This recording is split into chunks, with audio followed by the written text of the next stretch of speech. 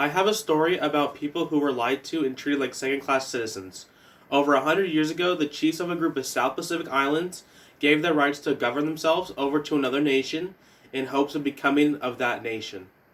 Jump forward over 100 years and the inhabitants of these islands are still not recognized as citizens. You may think that I am talking about some barbaric colonial power impressing its will on a small island chain, but I am talking about the relationship between the United States and the American Samoa. It has come time for these two lands to make a decision after a citizen or tradition. The United States has had plenty of time to fulfill their obligations to American Samoa. It is time for American Samoa to vote for their future. The story between Samoa and the United States is all about colonial powers and the security to maintain those powers. Similar to the story of Hawaii, the United States signed a treaty in 1878 to establish a naval station in Pago Pago Harbor. In 1899, the colonial powers of the time divided Samoa into sphere of influence with the United States controlling the eastern islands. Leaders of the various islands signed deeds of cession between 1900 and 1904. Leaders hoped that they would become citizens of the USA and protected from other colonial powers in the area after the transfer of sovereignty. The United States Congress did not accept the deeds of cession until 1929. The islands became a strategic naval location and was administrated by the United States Navy until 1951, when the Department of the Interior took over administration duties. The United States appointed a governor who then appointed advisors and civil servants from the United States to help with administration of the government. It was not until 1977 when American Samoa had its first elected governor. American Samoans are considered nationals, not citizens, to the United States. Nationals who are not United States citizens can apply for United States passport. They have the right to protection by the consular offices when they are traveling abroad. They are also allowed to travel and live in the United States. However, nationals do not qualify for many other United States benefits, such as the right to vote in a national election or apply for jobs that require U.S. citizenship. American Samoa is separated from the United States by more than 6,000 miles. The inhabitants of these islands have developed a culture that is unique to their islands. By forcing them to become United States citizens, the fear is that they will lose their cultural heritage and traditions. In the NBC News article, Why Some American Samoans Don't Want U.S. Citizenship, dated December 17, 2019, Neil Pleaser, who lives in the American Samoa, states that most important thing for Samoans is to be in the accord when their living environment. By this, he means that the Samoan way of life is based on the land, ownership, and inhabitants, which is at the center of the debate for the citizenship. Mr. Pleaser is concerned that with citizenship, the Samoan culture will be in danger.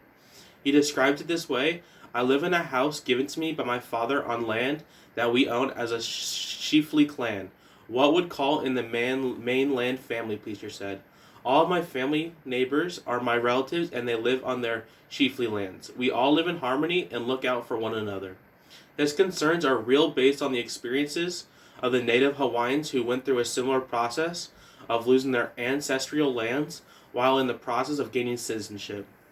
The current property law states that 90% of American Samoa's total land area is customary land, communally owned by families or clans and passed on from generation to generation. The existing law on land tenure prohibits the transfer of land ownership except freehold land to any person whose blood is less than one-half Samoan. If the United States citizenship is granted, then this customary law may be in danger, which would greatly affect the Samoan customs. Promptings of citizenship are mostly influences by American Samoans who currently reside in the United States, but they are not taking account of the 55,000 inhabitants of American Samoa. The initial lawsuit was filed on behalf of 3 Samoans who have resided in the United States for over 20 years. Since they are not considered citizens, they are prevented from certain government jobs. The lawsuit from citizenship has nothing to do with the land of American Samoa, but the financial opportunities of American Samoa who choose to live in the United States. According to the article, not everyone born in American Samoa wants this citizenship. On the website Civil Beat dated February 11, 2020, supporters of automatic citizenship say it would particularly benefit the estimated 150,000 to 160,000 nationals who live in the states. This does not take into account the territory's population of only about 55,000. Yet many there say they're happy being nationals and worry birthright citizenship would influence customs like their unique land ownership system. There is currently a path to citizenship that does not affect the Samoan heritage. According to the United States Citizenship and Immigration Service, American Samoans have the right to apply to become American citizens if they meet the following criteria. Be 18 or older at the time of your naturalization application. Have lived in the United States for 5 continuous years. Time lived in the American Samoan counts. Have lived in the state of the United States for at least 3 months when you file the application. Have been physically present in the U.S. for at least 30 months of the preceding 5 years. Continuously reside in the United States from the date of your application until you are naturalized. Pass a test showing you can read, write, and speak English. Pass a history and civics test. Be a person of good moral character who is attached to the principles of the U.S. Constitution and who is well disposed to the good order and the happiness of the United States. This process would not only save Samoan culture heritage, but would allow those who seek citizenship the opportunity to do so. The question is, should American Samoans be granted United States citizenship or should they remain as United States nationals? This question does not have a one-size-fits-all solution. The points I presented demonstrated that by granting citizenship status to American Samoans would endanger the custom and cultural heritage. These customs and traditions is what makes American Samoans unique and give them a sense of identity. By stripping them of this uniqueness, we are making the world more uniform, which would go against human nature. Thank you.